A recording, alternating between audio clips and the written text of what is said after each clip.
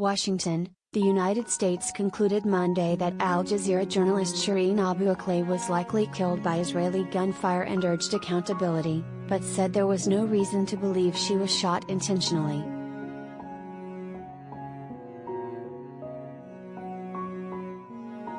Dashing hopes for a result that would be accepted by all sides, the United States said it could not make a definitive conclusion on the origin of the bullet that killed the journalist on May 11.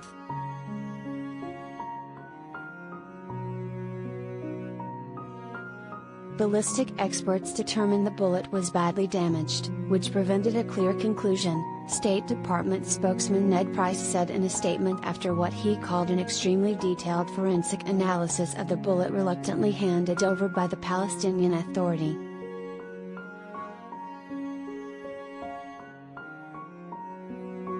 Abu Akleh, who held U.S. citizenship and was one of the best-known Palestinian journalists, was fatally shot as she covered an Israeli army operation in Jenin in the occupied West Bank despite wearing a vest that said press.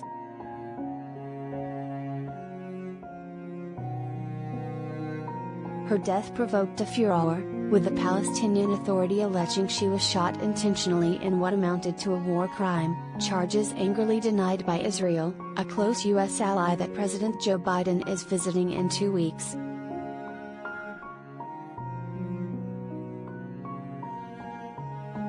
The U.S. Security Coordinator, USSC, which directs security assistance to the Palestinian Authority in coordination with Israel, said that both sides granted full access to their own probes over the past several weeks.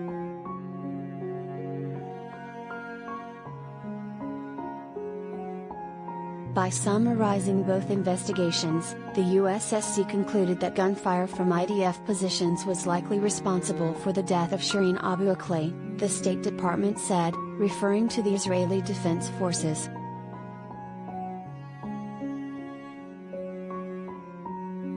The USSC found no reason to believe that this was intentional but rather the result of tragic circumstances during an IDF-led military operation against factions of Palestinian resistance groups, it said.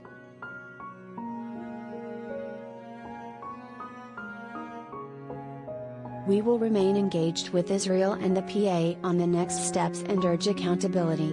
We again offer our deepest condolences to the Abu Akleh family, said the rare July 4 statement.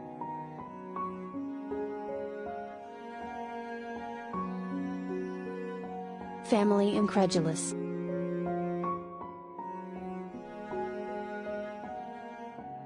Abu Akleh's family said in a statement it was incredulous that the examination could not determine whose gun fired the bullet that killed her.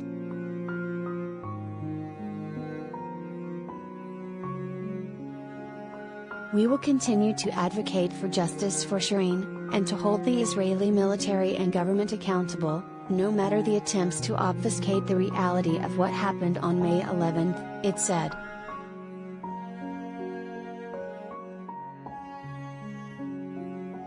Senior Palestinian Authority official Hussein al-Sheikh condemned efforts to conceal the truth over Abu Akleh's death, writing on Twitter that there should not be shy references in pointing the finger of accusation to Israel.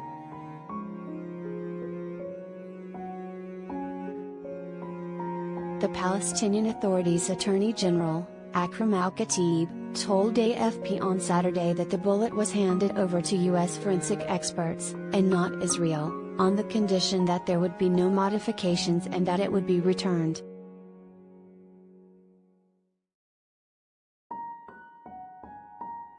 But an Israeli army statement said that Israeli experts examined the bullet at a laboratory in the Jewish state, while the State Department said the process involved independent, third-party examiners.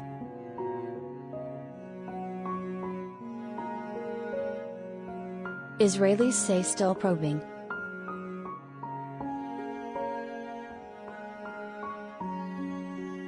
Israeli Defense Minister Benny Gantz said Monday that it remained impossible to determine the source of the shooting and, as such, the investigation will continue.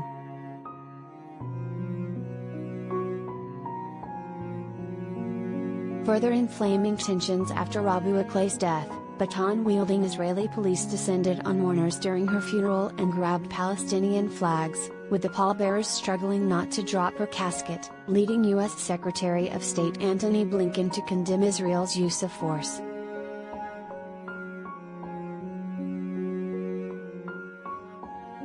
Several media outlets have also pointed to Israel in the killing, with a CNN report saying she appeared to have been targeted by Israeli forces.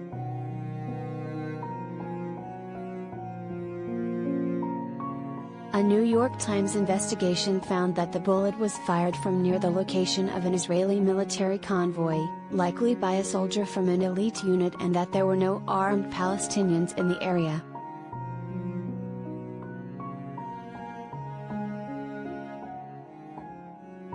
But the newspaper also did not ascertain whether the shooter targeted her personally.